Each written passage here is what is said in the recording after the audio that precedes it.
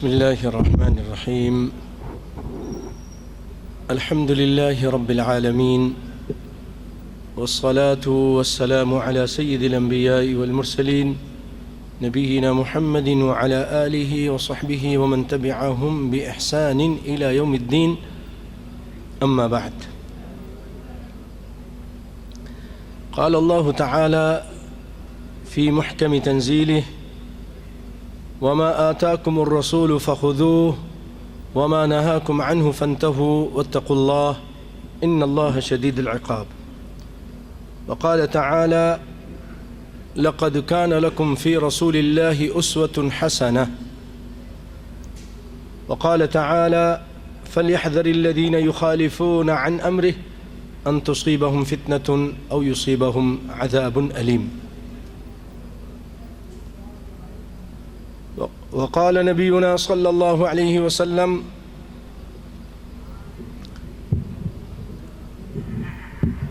كل أمتي يدخلون الجنة إلا من أبى.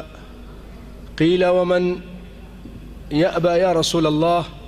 قال: من أطعني دخل الجنة ومن عصاني فقد أبى.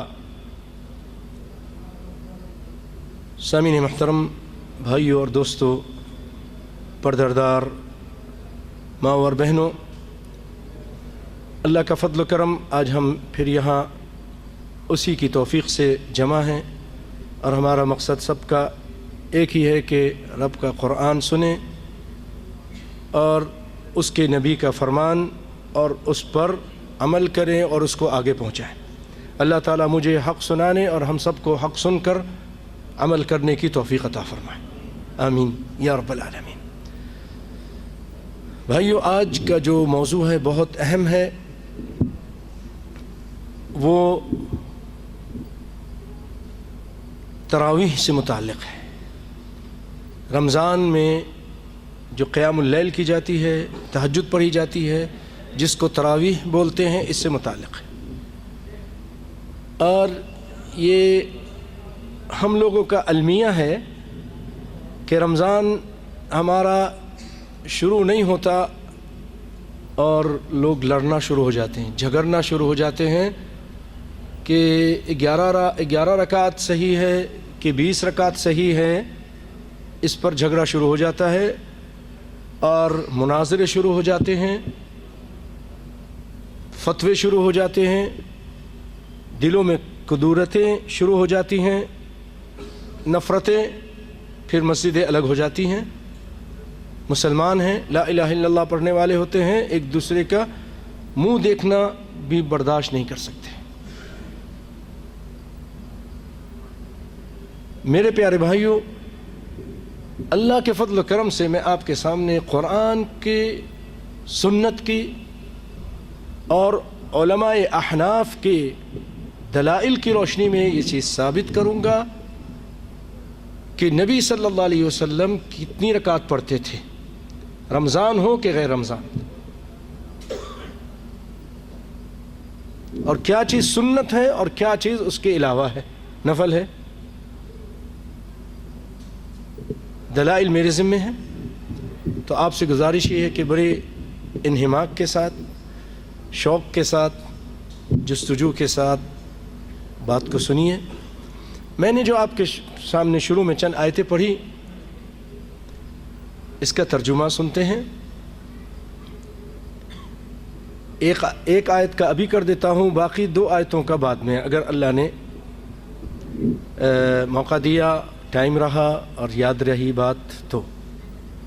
پہلی آیت وہ قرآن پاک کی سورۃ الحشر کی ہے، جس میں رب العالمین یہ ارشاد فرماتے ہیں: وَمَا آتَاكُمُ الرَّسُولُ فَخُذُوهُ وَمَا نَهَاكُمْ عَنْهُ فَانْتَهُوا وَاتَّقُوا اللَّهَ إِنَّ اللَّهَ شَدِيدُ الْعِقَابِ۔ اور جو کچھ رسول اللہ دے دیں، اللہ کا رسول دے دے، جو کچھ رسول دے دیں اس کو لے لو، اور جس چیز سے منع کر دیں اس سے رک جاؤ.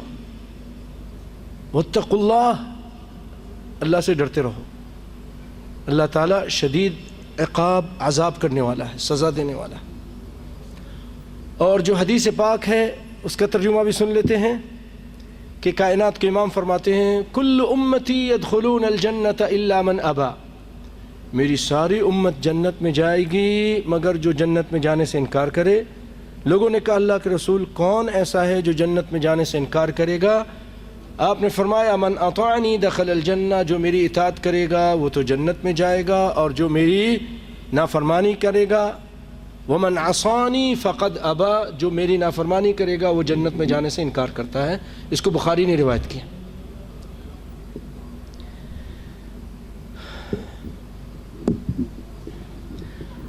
اطاعت سے متعلق ایسے تو اور بہت ساری باتیں ہیں، بہت ساری احادیث ہیں، بہت سارے اقوال ہیں. مختصر بھائیوں میں یہ عرض کر دوں کہ اگر نبی کائنات کے طریقے پر رہتے ہوئے آپ تھوڑا سا کوئی عمل کریں گے، چھوٹا سا، لیکن اس میں اہتمام یہ ہوگا، سب سے پہلی چیز اخلاص، توحید، دوسری چیز نبی کی اتباع. اور یہ عمل کی قبولیت کے لیے دو چیزیں بہت ضروری ہیں. اللہ کے ہاں جب تک یہ دو چیزیں نہیں ہوں گی اللہ کے ہاں عمل قبول نہیں ہوتا. ایک تو اخلاص یعنی توحید، نیت صاف ہو، اللہ کے ساتھ کوئی شریک نہ ہو، اور دوسری چیز اتباع محمد صلی اللہ علیہ وسلم. تو کہنے کا مقصد یہ ہے کہ اگر آپ 2 رکعت صرف پڑھتے ہیں اخلاص کے ساتھ اور نبی کائنات صلی اللہ علیہ وسلم کے بتائے ہوئے طریقے کے مطابق کوشش کرتے ہیں،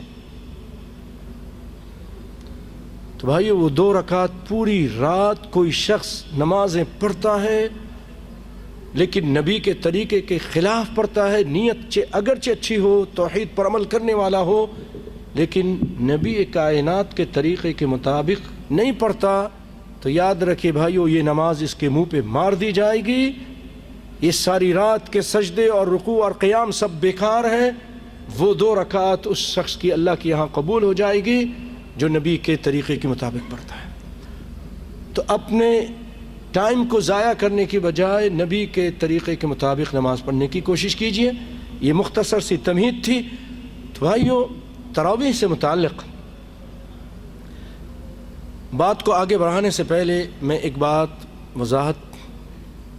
کی وضاحت کرنا چاہتا ہوں. وہ یہ ہے کہ یہ وہ نماز ہے، نماز تراویح، جس کو آپ رمضان میں بولتے ہیں. اس کا نام ہی کئی نام ہیں. اس کو رمضان میں تراویح بولتے ہیں عام لوگ، ورنہ اس کا صحیح نام قیام اللیل ہے، اس کا صحیح نام تہجد ہے، اسی کا نام وتر ہے. اللہ تعالیٰ قرآن پاک میں فرماتے ہیں اقم الصلاة لدلوك الشمس إلى غسق الليل وقرآن الفجر إن قرآن الفجر كان مشهودا ومن الليل فتهجد به نافلة لك. رات کے ٹائم تہجد پڑھیے. اور ایک جگہ کہا قم اللیل الا قلیلا یا ایھا المزمل قم اللیل الا قلیلا نصفه او انقص منه قلیلا أو زد عليه ورتل القرآن ترتيلا إن ربك يعلم أنك تقوم أدنى من ثلثي الليل ونصفه وثلثه وطائفة من الذين معك. یہ جو آیتیں پڑھی اس میں قیام اللیل کا ذکر ہے. اور آپ صلی اللہ علیہ وسلم فرماتے ہیں اوتروا یا اہل القرآن، اے اہل قرآن وطر پڑھو. وطر یعنی تہجد پڑھو، تو اس کے 3 نام ہیں اور جو قرآن حدیث سے ثابت ہیں۔ چوتھا نام تراویح، جو بعد کے لوگوں نے رکھ دیا کیونکہ اس میں بعد کے زمانے میں لوگ ذرا ٹھہر کر پڑھتے تھے، آرام سے پڑھتے تھے، 4 رکعت پڑھنے کے بعد تھوڑا بیٹھ جاتے تھے، اس لیے اس کا نام یہ رکھ دیا گیا، ورنہ یہ الگ چیز نہیں ہے۔ اب یہ سمجھ لیجئے کہ ایک ہی نماز ہے، اس کے کئی نام ہیں، اتنی بات واضح ہے۔ اب آگے چلتے ہیں بھائیوں کہ نبی کائنات صلی اللہ علیہ وسلم کی اس نماز کے بارے میں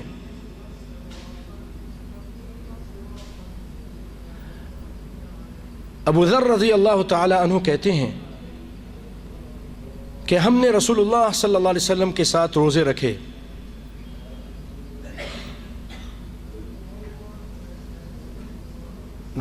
لیکن آپ نے ہمیں کوئی نماز نہیں پڑھائی، کوئی تہجد نہیں پڑھائی، کوئی تراویح نہیں پڑھائی، یہاں تک کہ حتی بقی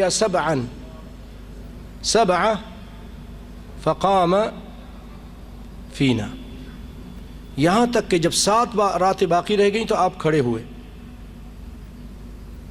آپ نے یعنی نماز پڑھائی، ہمیں نماز پڑھائی۔ 7 راتیں جب باقی رہ گئیں، 3 راتیں جب آپ نے نماز پڑھا لی، آپ نے فرمایا میں نے تم لوگوں کی حالت دیکھی، لیکن مجھے ڈر تھا کہ یہ نماز تم پر فرض نہ کر دی جائے، اس لیے میں تمہارے نماز پڑھانے کے لیے باہر نہیں آیا، پس تم اپنے گھروں میں جا کر اس کو پڑھو، تم اپنے گھروں میں جا کر اس کو پڑھو۔ بھائیو، اس سے کیا پتہ چلا کہ آپ صلی اللہ علیہ وسلم نے 3 راتیں جماعت سے پڑھائیں، 3 راتیں، توجہ دیجیے گا، بات انشاءاللہ سمجھ میں آئی۔ پھر اس کے بعد آپ صلی اللہ علیہ وسلم نے اس لیے نہیں پڑھائی کہ یہ فرض نہ ہو جائے، اس ڈر سے، اور کہا تم اپنے گھروں میں جا کے پڑھو۔ تو بھائیو، اس کے بعد صحابہ کرام نماز برابر پڑھتے رہے، کچھ اپنے گھر میں پڑھتے تھے، کچھ مسجد میں آ کر ٹولیاں بنا کر پڑھتے تھے۔ یہ چیز ہوتی رہی ابو بکر کے زمانے میں، آپ کے زمانے میں، اس کے بعد ابو بکر کے زمانے رضی اللہ عنہ، اس کے بعد سیدنا عمر کا زمانہ آیا، یہی چیز ہو رہی تھی۔ مسجد نبوی میں کچھ یہاں جماتے ہیں، کچھ وہاں جماتے ہیں، کچھ یہاں ہیں، کچھ وہاں ہیں۔ سیدنا عمر رضی اللہ تعالی عنہ نے پھر ان کو کہا کہ بہتر نہیں کہ میں ان کو ایک امام کے پیچھے جمع کر دوں، مختلف اماموں کے پیچھے نماز پڑھتے ہیں۔ پہلے جو ایک خوف تھا کہ یہ فرض کر دی جائے گی، وہ خوف ختم ہو چکا ہے، وہ خوف ختم ہو چکا ہے کہ اب فرض نہیں ہو سکتی، وہی نہیں آئے گا، وہی نہیں آئے گی تو فرض کیسے ہوگا؟ تو اس لیے انہوں نے ایک امام کے پیچھے جمع کر دیا، ایک امام کے پیچھے جمع کر دیا۔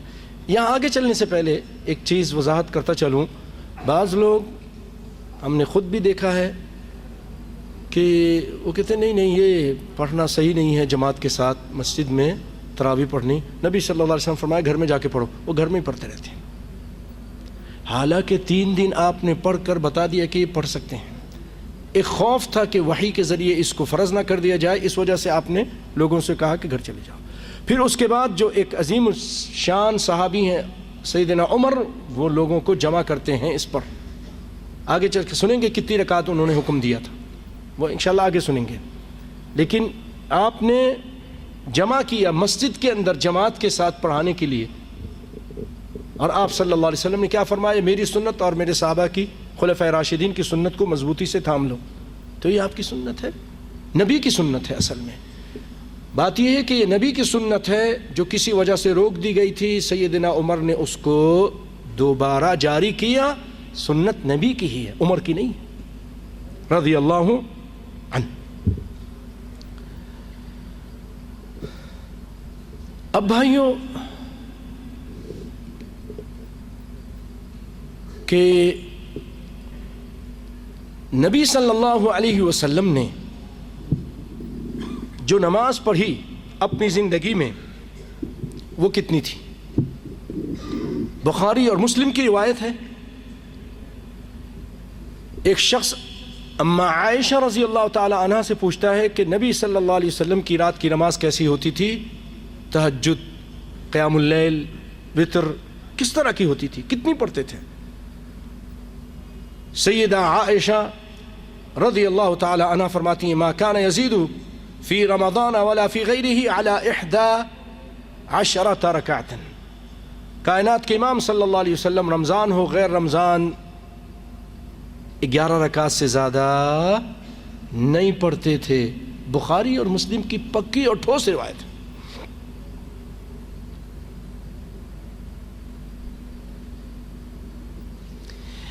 اس روایت سے متعلق عالم اسلام کے ایک مشہور عالم، خاص طور پہ احناف کے، اور احناف میں خاص طور پہ دیوبند کے عالم، ہم یہ کہتے ہیں میری نہ سنتا، میرا نہ بنتا نہ بن، اپنا تو بن، اپنے علماء کی بات مانیے۔ آئیے دیکھیں آپ کے عالم کیا کرتے ہیں، کیوں جھگڑتے ہیں ہم سے، کیوں طعن و تشنیع اور یہ فتوے، اوروں سے سنا تم نے، اوروں سے کہا تم نے، کچھ ہم سے سنا ہوتا کچھ ہم سے کہا ہوتا، یہ دوریاں کیوں ہیں؟ آئیے سنیے۔ تو بھائیوں، آپ فرماتے ہیں انور شاہ کاشمیری اپنی کتاب العرف الشذا اس میں فرماتے ہیں، اس حدیث کی شرح کرتے ہوئے وہ لکھتے ہیں حضرت عائشہ کہ یہ بخاری کی روایت اور صحیح احادیث سے نبی صلی اللہ علیہ وسلم کی نماز تراویح 8 رکعتیں ثابت ہیں، اور سنن کبریٰ میں 20 رکعتوں والی روایت ضعیف ہے۔ یہ کون کہہ رہا ہے؟ انور شاہ کاشمیری رحمۃ اللہ علیہ، جن کی قبر دیوبند کے اندر ہے۔ جن کی قبر کہاں پر ہے؟ دیوبند کے اندر ہے۔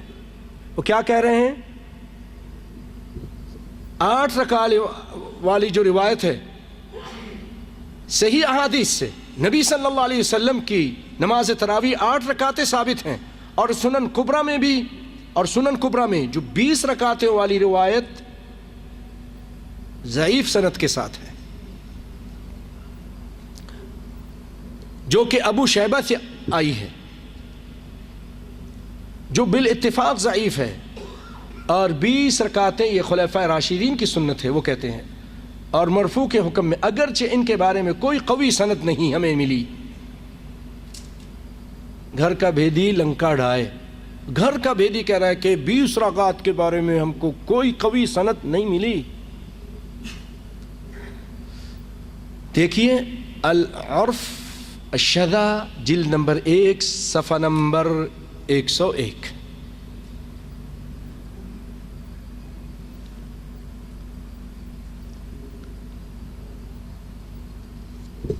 آگے چلتے ہیں،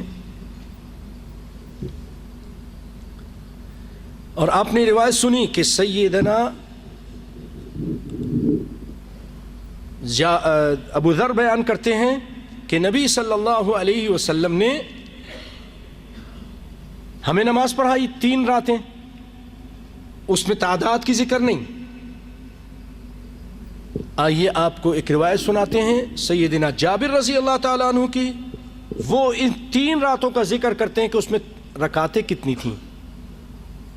یہ علم کی باتیں بھائیو، لڑنے جھگڑنے کی باتیں نہیں ہیں، یہ آخرت کا معاملہ ہے۔ سنیے، حدیث کو تو ہم سب مانتے ہیں نا، تو آئیے سنیے۔ سیدنا جابر رضی اللہ تعالیٰ عنہ فرماتے ہیں قال صلی بنا رسول اللہ صلی اللہ علیہ وسلم فی رمضان 8 رکعات ثم اوتر،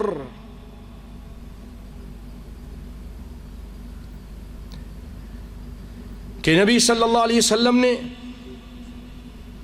ہم کو 8 رکعت تراویح پڑھائی اور پھر وتر پڑھے۔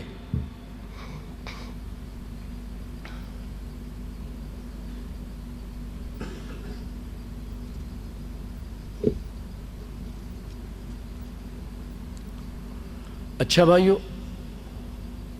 سیدنا عمر کا دور آیا، اور جیسے میں نے بتایا کہ انہوں نے لوگوں کو جمع کیا. اب انہوں نے کیا حکم کیا تھا؟ یہ بہت زبردست پوائنٹ ہیں، دلائل ہیں. اللہ کے فضل و کرم سے یہ جو ہم بات کر رہے ہیں، اللہ کے رسول کے منبر ہے، یہ ہم یہاں سے بات کر رہے ہیں، غلط بات نہیں کر سکتے ہیں. دلیل ہوگی تو کریں گے، دلیل نہیں ہوگی تو نہیں کریں گے. سنیے، سیدنا سائب عن السائب ابن یزید رضی اللہ عنہ قال امر عمر بن الخطاب ابی بن کعب وتمیم الداری ان يقوم للناس ب11 ركعة رواہ امام مالک فی موطا.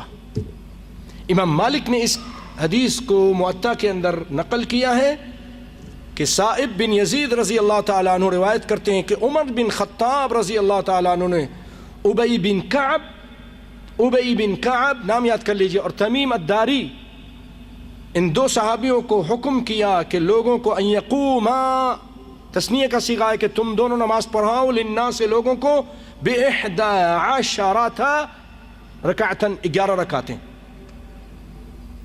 موطا امام مالک، اور یہ صحیح سند کے ساتھ ہے، اس کی سند صحیح ہے، اس کی سند صحیح ہے. اور اسی حدیث کے نیچے میں نے خود موطا میں پڑھی، ضعیف روایت ہے کہ لوگ سیدنا عمر کے زمانے میں 20 پڑھتے تھے. وہ ضعیف روایت ہے. بھائی لوگ تو پتہ نہیں کیا کچھ کرتے تھے. لوگوں کی بات ہماری دلیل نہیں، ہمارے لیے دلیل نہیں. نبی کی بات دلیل ہے، اور نبی کے اس فعل پر ایک صحابی جب بات کر رہا ہے وہ دلیل ہو سکتی ہے. اور وہ صحابی بھی کون ہے؟ جو خلیفہ راشد میں سے ہے، خلفائے راشدین میں سے ہے، خلیفہ راشد ہے، عمر بن خطاب ہیں. وہ لوگوں کو حکم دے رہے ہیں کہ لوگوں، دونوں صحابی کو تم 8 رکعتیں نماز پڑھاؤ. کسی صحابی نے اس پر اعتراض نہیں کیا کہ عمر تم یہ کیا کر رہے ہو، یہ تو صحیح نہیں ہے، ہم نہیں پڑھیں گے، ہم تو 20 پڑھیں گے. ایسا نہیں. یہ موطا امام مالک کی روایت ہے، اور اس کے نیچے ضعیف روایت ہے. میں جب شروع یہاں بحرین آیا تھا، رفح میں ہوتا تھا، تو ایک عربی مجھ سے الجھ پڑا، کہنے لگے یا کیا آپ بولتے ہیں یہ کہ 8 رکعت ہے؟ موطا امام مالک کے اندر 20 رکعت کی ذکر ہے. میں نے کہا لے کر آؤ 20 رکعت دکھاؤ. میں نے کہا جہاں یہ لکھا ہے نا 20، اسی میں یہ بھی لکھا ہے ضعیف، وہ ضعیف ہے. اور اسی کے اوپر دیکھو صحیح حدیث ہے اسی کے ساتھ کہ اس میں 8 رکعت کا ذکر ہے. لایا گئی کتاب دکھائی گئی تو اسی طرح تھا، اللہ کے فضل و کرم سے اسی طرح تھا. اسی کے بارے میں یہ جو سائب بن یزید کی روایت ہے السنن کبریٰ للنسائی میں، اس میں بھی ہے. امام طحاوی حنفی اس سے حجت پکڑتے ہیں اور کہتے ہیں، اسی طرح نیموی حنفی وہ لکھتے ہیں اسنادہ صحیح، اس کی سند صحیح ہے. اور یہ حدیث السائب کی حدیث اما عائشہ رضی اللہ تعالی عنہا کی حدیث کے موافق ہے. اللہ اکبر.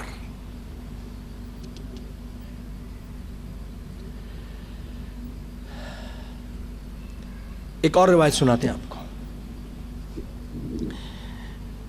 سیدنا جابر رضی اللہ تعالی عنہ یہ بیان کرتے ہیں کہ جاء ابی بن کعب. یہ ابی بن کعب یہ وہی صحابی ہیں جن کو عمر بن خطاب نے کہا کہ تم 8 رکعت نماز پڑھاؤ. ٹھیک ہے. یہ نبی کے زمانے میں رسول اللہ صلی اللہ علیہ وسلم کے پاس آتے ہیں رمضان کے مہینے میں، اور آ کر کہتے ہیں اللہ کے رسول ایک کام ہو گیا مجھ سے آج کی رات. آپ نے فرمایا کیا کام ہو گیا ہے مجھے بتاؤ. وما ذاک یا ابی. انہوں نے کہا کہ ہمارے گھر کی عورتوں نے کہا کہ ہم قرآن نہیں پڑھ سکتے اتنا جیسے تم لوگ پڑھتے ہو، مرد پڑھتے ہو، حافظ ہوتے ہو، قاری ہوتے ہو. ہم چاہتے ہیں کہ تمہارے پیچھے نماز پڑھیں.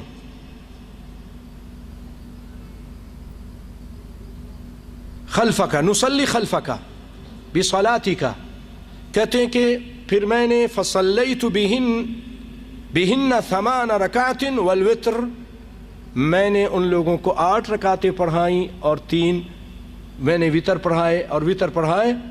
فسکت عنہ وکان شبہ الرضا، آپ خاموش ہو گئے. اور آپ کی خاموشی یہ حدیث تقریری ہوتی ہے اور رضا پر یہ دلیل کرتی ہے. اللہ اکبر. اگر بھائیو یہ غلط ہوتا، یہ چیز غلط ہوتی تو آپ صلی اللہ علیہ وسلم کہتے او بھائی تم نے تو بہت غلطی کی، تم بیچ پر آنی تھی، یہ تم نے کیا کیا. نہیں، رمضان میں انہوں نے 8 پڑھائی اپنے گھر کی عورتوں کو اور نبی صلی اللہ علیہ وسلم اس پر راضی رہے. بھائیو، احناف کے ایک بہت بڑے امام گزرے ہیں، ان کو تاج الاحناف بھی بولتے ہیں، احناف کا تاج. ان کا نام ہے شیخ ابن حمام. وہ کیا فرماتے ہیں آئیے سنتے ہیں ہم. وہ کہتے ہیں عربی عبارت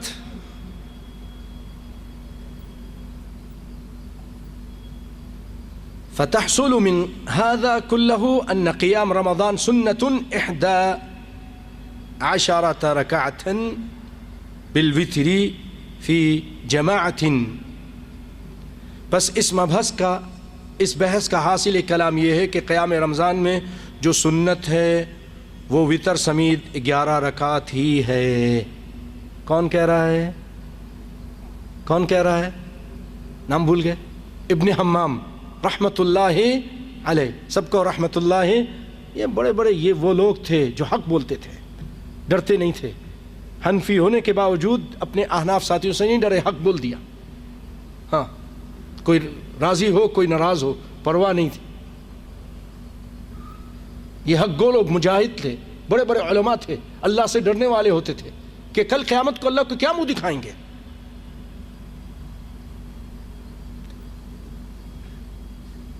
کہاں لکھا ہے یہ جو بات ہے میں نے آپ کو کہی؟ فتح القدیر جلد 1.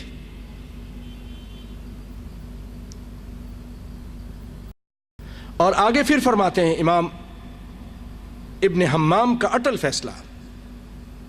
آپ فرماتے ہیں فتکون 20 مستحبا وذلك القدر منها هو السنہ. آپ کہتے ہیں پس 20 رکعت تو مستحب نقل ہوگی، یہ جو تم 20 رکعت پڑھتے ہو، اور 20 میں سے وہ مقدار جو 8 رکعت ہے وہی سنت ہے. باقی تو جو پڑھتے ہو وہ مستحب ہو جائے گی.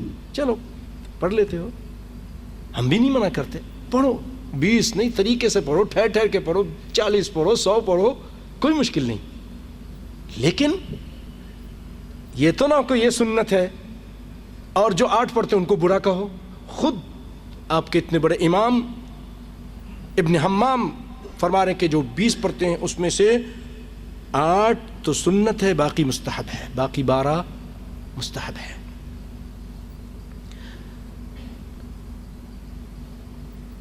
اور انور شاہ کاشمیری رحمۃ اللہ علیہ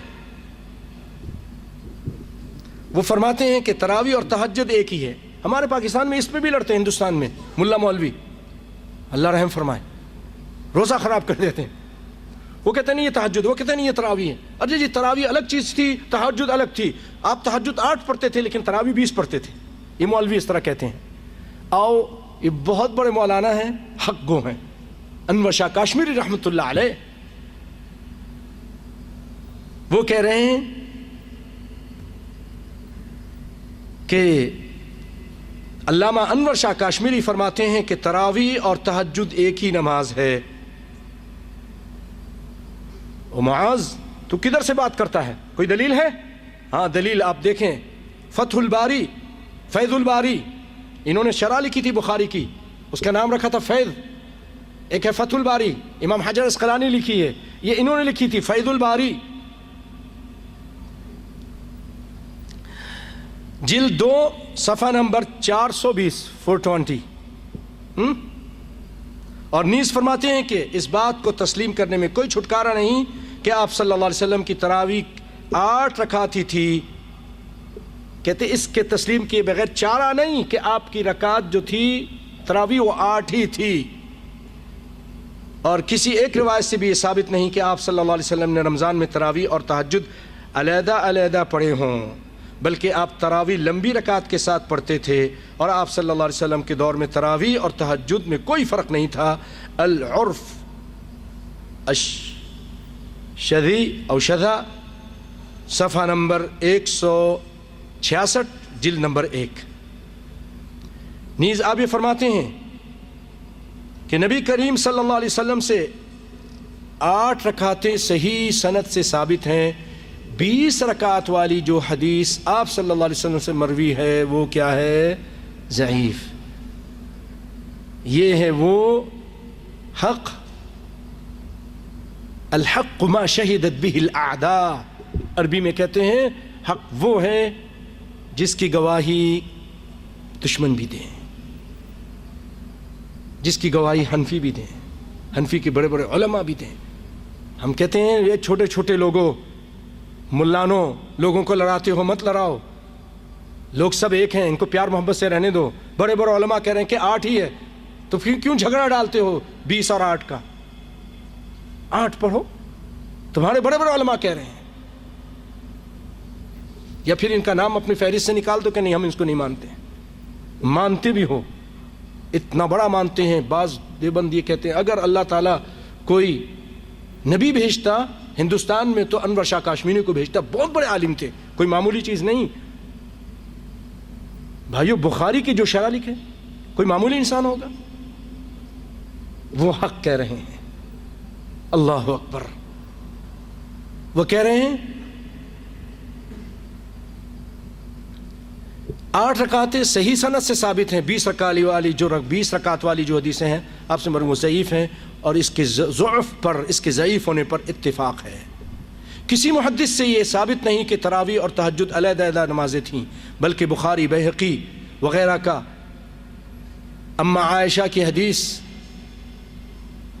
عائشہ کو کتاب الصوم، کتاب التراویح و باب التراویح میں ذکر کرنا اس کی زبردست دلیل ہے کہ ان کے نزدیک یہ ایک ہی نماز ہے، جس طرح دریائے سندھ کو دریائے اٹک، اباسین اور سین بھی کہتے ہیں۔ یا سبحان اللہ، کیا مثال دے دی ہے۔ کون دے رہے ہیں؟ کون دے رہے ہیں؟ انور شاہ کاشمیر رحمۃ اللہ علیہ۔ اور یہ بات صحیح ہے، دریا سندھ اس کو دریا اٹک بھی کہتے ہیں، کیونکہ وہیں سے چل کے آ رہی ہے نا، پہاڑوں سے نکل کے آ رہی اور سندھ تک آ رہی ہے۔ فیض الباری جو بخاری کی شرح ہے، جلد نمبر 2 صفحہ نمبر 420، اور العرف الشذی او شذا جلد نمبر 1 صفحہ نمبر 166۔ اسی طرح علامہ عینی حنفی، بہت بڑے عالم گزرے یہ بھی، اور یہ عرب میں سے تھے، یہ تو ہندوستان کے تھے نا انور شاہ کاشمیری۔ عینی حنفی وہ عمدۃ القاری، یہ بھی بخاری کی شرح ہے، اس میں لکھتے ہیں، اور دیگر حنفی علماء فقہا انہوں نے اس حدیث کو جو اما عائشہ والی ہے اور دیگر احادیث، سیدنا جابر کی حدیث کو، سیدنا جابر والی حدیث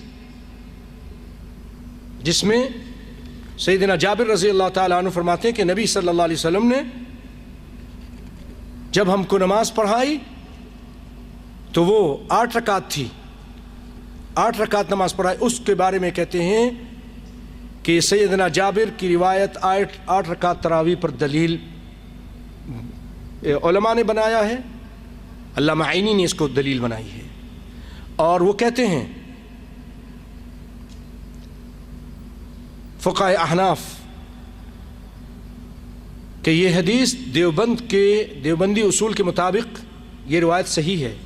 دیکھیے قواعد فی علوم الحدیث ظفر احمد عثمانی دیوبندی، صفحہ نمبر 55۔ مولانا عبد الشکور دیوبندی وہ کہتے ہیں، لکھنوی ہیں یہ، کہ اگرچہ نبی کریم صلی اللہ علیہ وسلم سے، نبی اکرم صلی اللہ علیہ وسلم سے 8 رکعت تراویح مسنون ہے، اور ضعیف روایت میں ابن عباس سے 20 رکعت بھی ہے. ضعیف روایت ہے، وہ خود کہہ رہے ہیں، اقرار کر رہے ہیں. اللہ اکبر. تو بھائیو جھگڑنے کی ضرورت نہیں ہے، یہ واضح باتیں ہیں. آخر میں ایک چھوٹی سی اور بات کر کے اپنی بات کو ختم کرتا ہوں. اس دور میں آج سے کوئی 15-20 سال پہلے جب ناصر الدین البانی رحمۃ اللہ علیہ بھی زندہ تھے، ان کے دور میں ایک عالم گزرے ہیں مصر کے، ان کا نام ہے سید سابق، شیخ سید سابق رحمۃ اللہ علیہ. بہت بڑے عالم اور اخوان المسلمین کے مؤسسین میں سمجھ لیجئے. اخوان المسلمین جماعت اسلامی، ان کے مؤسسین میں سے سمجھ لیجئے ان کو. انہوں نے کتاب لکھی ہے فقہ السنہ. کتاب لکھی ہے کیا؟ فقہ السنہ. عربی میں بھی ہے اور اردو میں تو اس کا ستیہ ناس کر دیا ترجمہ کر کے. عاصم حداد صاحب نے ترجمہ کیا ہے، آپ ٹیلی کر کے دیکھ لیں. عربی کچھ کہتی ہے، وہ پتہ نہیں کیا کیا، پھر اپنی بات گھسیٹتے رہتے، اپنی بات گھسیٹتے رہتے. حسبنا اللہ نعم الوکیل. کیوں؟ اگر وہ صحیح ترجمہ کر دیں تو لوگوں کو حق پتہ چل جائے. بات کر لیں ان کو جلدی سے. تو وہ صحیح ترجمہ نہیں کرتے. بھائیوں، میرے پاس عربی ہے اور اس کا میں نے ترجمہ کیا ہے اللہ کے فضل و کرم سے. اور ان قریب ایک جب کتاب چھپے گی، ناچیز نے کتاب لکھی ہے اور اس کا نام یہ رکھا ہے اتحاد اتفاق کے لیے.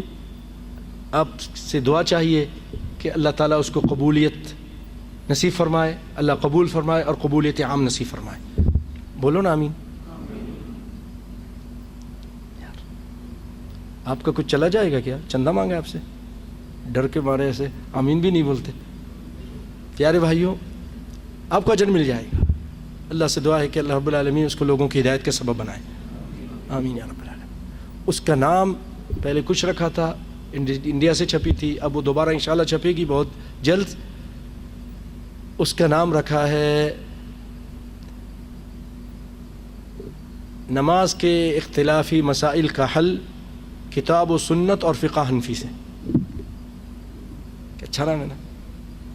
کتاب و سنت، قرآن و سنت اور فقہ حنفی سے. اور یہ سارے حنفی مذاہب کے رفع دین سے متعلق، آمین سے متعلق، سورہ فاتحہ سے متعلق، ساری چیزوں سے متعلق انہی کی کتابوں سے دلیل دی ہے، ٹھوس دلیل ہے. اب اللہ کرے یہ اچھی طرح چھپے اور جو اس کے ساتھ کوشش کریں اللہ تعالیٰ ان کو بھی برکت دے. آمین یا رب العالمین. زاہد بھائی اس کو تھوڑا سیٹنگ کر رہے ہیں، اللہ تعالیٰ سب آسان فرمائے، ان کے بھی اللہ تعالیٰ شفا عطا فرمائے، ان کو برکت. تو بھائیو، ان کی تھوڑی سی بات کر کے اپنی بات کو ختم کرتا ہوں. ٹھیک ہے ڈاکٹر صاحب، اللہ آپ کو برکت دے. وہ جماعت اسلامی کے بہت بڑے عالم گزرے، مانتے ہیں ان کو. فقہ السنہ اپنی کتاب میں عربی الفاظ بھی سنا دیتا ہوں اور پھر اس کا ترجمہ بھی سنا دیتا ہوں.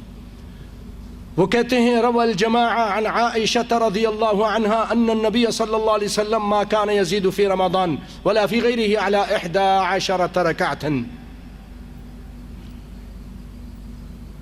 کہ ایک جماعت نے روایت کی ہے اما عائشہ رضی اللہ تعالی عنہا سے کہ نبی صلی اللہ علیہ وسلم رمضان ہو غیر رمضان 11 رکعت سے زیادہ نہیں پڑھتے تھے.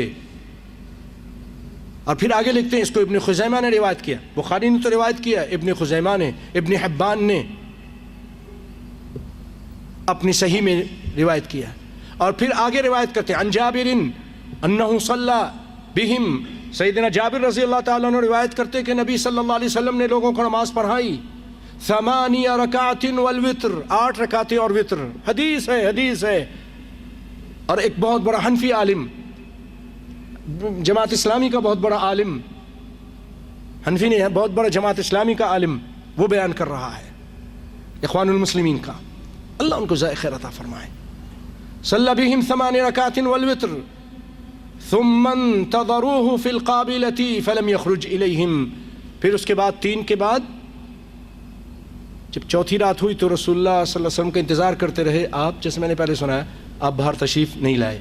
اس کو ابو یعلا نے طبرانی نے حسن سند کے ساتھ بیان کیا ہے آپ صلی اللہ علیہ وسلم سے.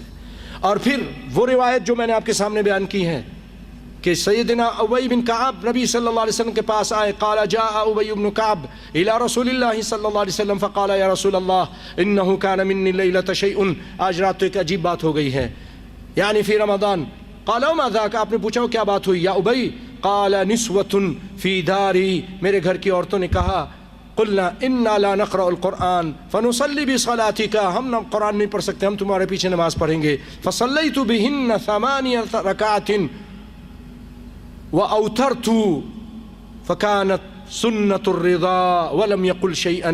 میں نے ان کو 8 رکعت پڑھائی اور وتر پڑھائی اور آپ صلی اللہ علیہ وسلم کی جو خاموشی تھی وہ سنت تھی اور آپ نے کچھ نہیں کہا. پھر آگے کہتے ہیں هذا هو المسنون الوارد. بھائیوں اپنے آپ کو ان جماعت کے ساتھ منسوب کرنے والے لوگوں دیکھو یہ اتنا بڑا عالم کیا کہہ رہا ہے. کہہ رہا ہے یہی سنت ہے جو نبی سے وارد ہے. اب آپ کی مرضی جو مرضی کریں یہ نبی کی سنت ہے. اگر آپ نبی کی حدیث کو بھی نہیں مانتے ہمارے علماء کی بات کو نہیں مانتے اپنے عالم کی بھی نہیں مانتے پھر کس کی مانیں گے آپ؟ وہ کہہ رہے ہیں هذا هو المسنون الوارد عن النبي صلی اللہ علیہ وسلم ولم يصح عنه شيء غير ذلك. یہ نبی صلی اللہ علیہ وسلم سے مسنون چیز وارد ہے اس کے علاوہ اور کوئی صحیح چیز وارد نہیں ہے. اس کے علاوہ اور کوئی چیز صحیح نہیں ہے آپ سے. اور آگے کہتے ہیں وصح. یہ بات صحیح ہے ان الناس كانوا يصلون على عهد عمر کہ لوگ عمر رضی اللہ تعالیٰ عنہ کے زمانے میں عثمان کے زمانے میں وعلی اور سیدنا علی رضی اللہ عنہم اجمعین کے زمانے میں 20 رکعتن 20 رکعت پڑھتے تھے. وهو رأي جمہور الفقہاء. یہ جمہور فقہاء کی رائے ہے من الحنفیة والحنابلة. وقال الترمذي وداود والترمذي وأكثر أهل العلم على ما روي عن عمر. لیکن اہل عمر اہل علم اس طرف گئے ہیں اس طرف اہل علم جو بڑے بڑے اہل علم تھے وہ سیدنا عمر سے جو چیز روایت میں آئی ہے کہ انہوں نے 8 رکعت کی حکم دی اس کی طرف گئے ہیں.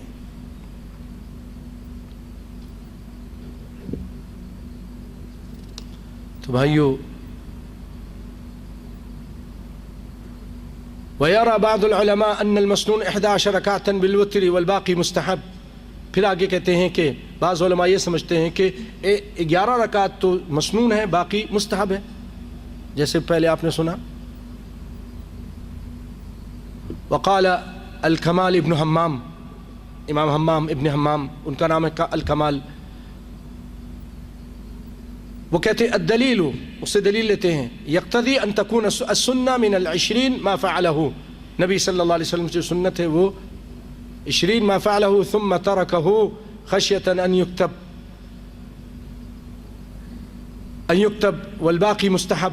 کہتے 20 رکعت اگر ہے تو وہ اس میں سے 8 تو سنت ہے باقی مستحب ہے جیسے پہلے سنا ہے. تو بھائیو اس میں لڑنے یہ رحمت اور برکت کا مہینہ ہے.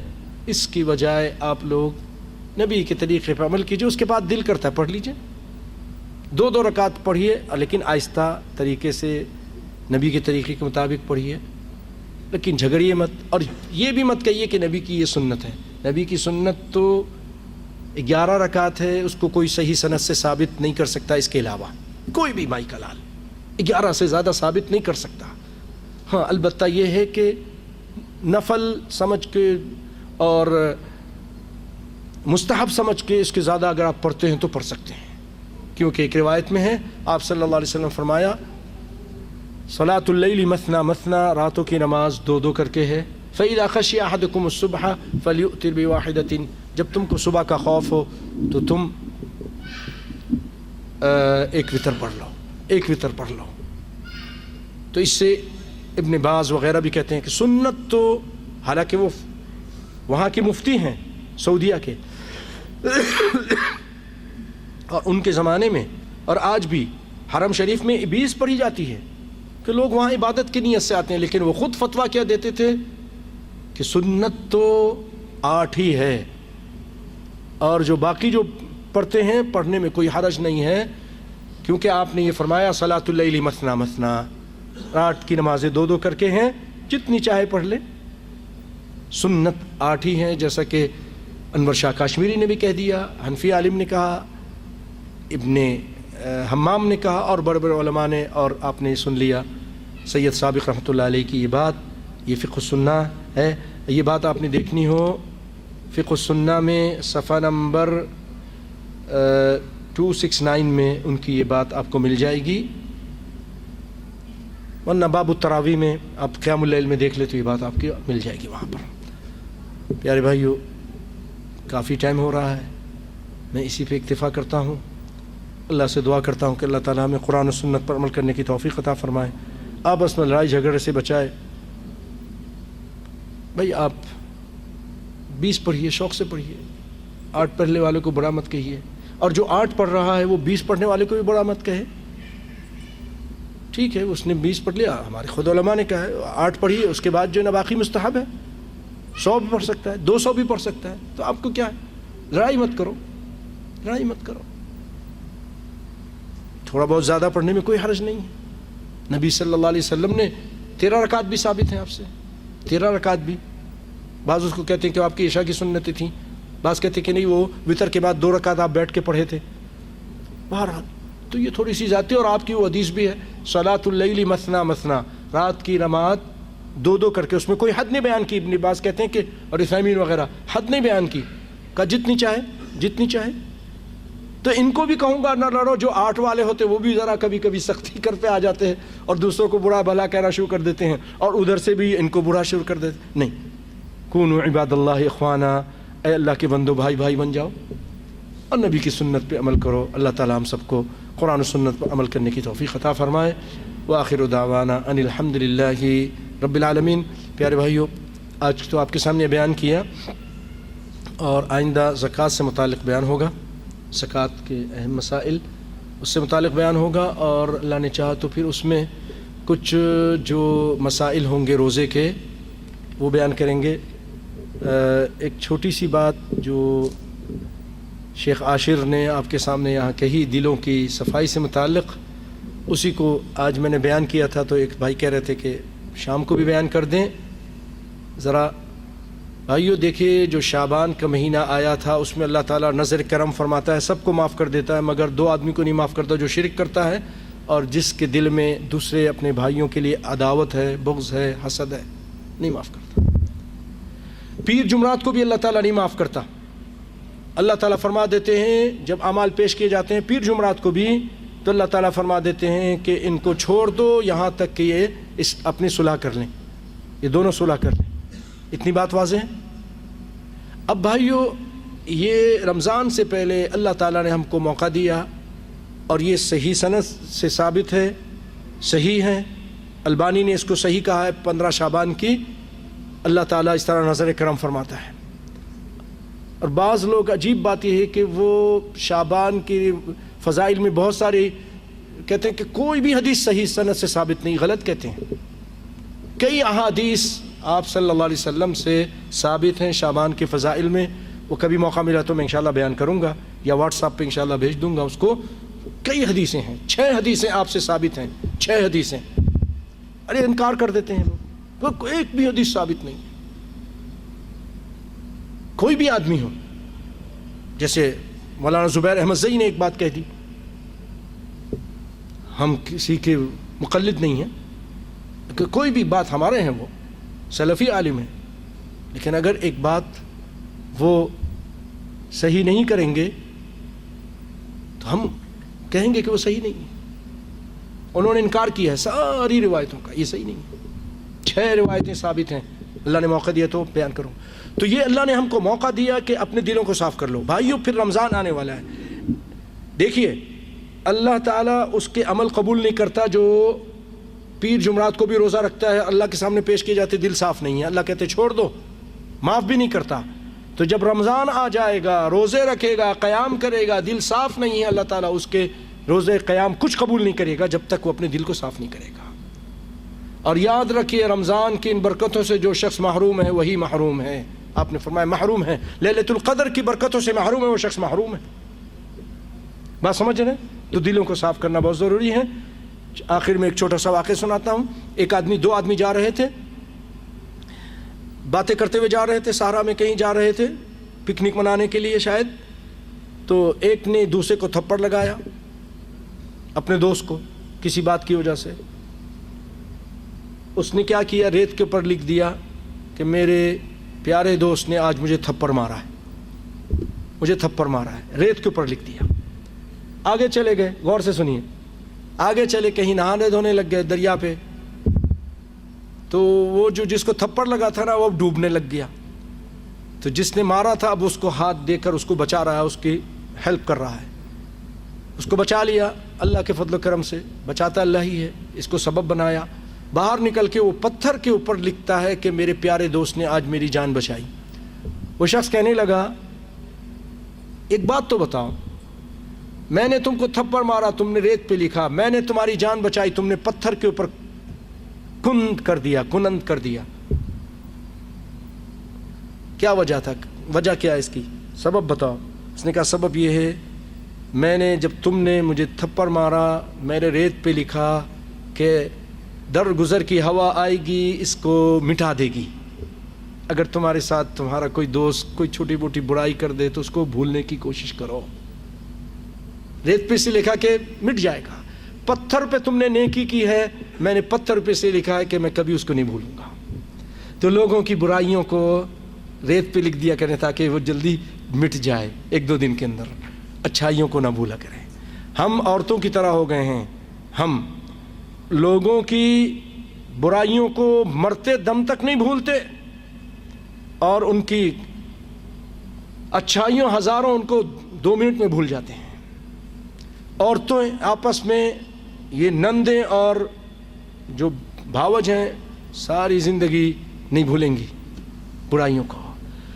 ساس نے جو کچھ کیا بیچاری مر بھی گئی ہوگی تو وہ نہیں بھولے گی، وہ بہو میرے ساتھ فلاں وقت یہ کیا تھا، شادی کے وقت یہ کیا تھا، ارے بھولتی کیوں نہیں ہو، معاف کیوں نہیں کر دیتی ہو؟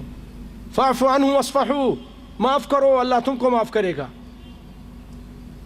فاصفح الجمیل، اچھے جمیل طریقے سے لوگوں سے درگزر کرو۔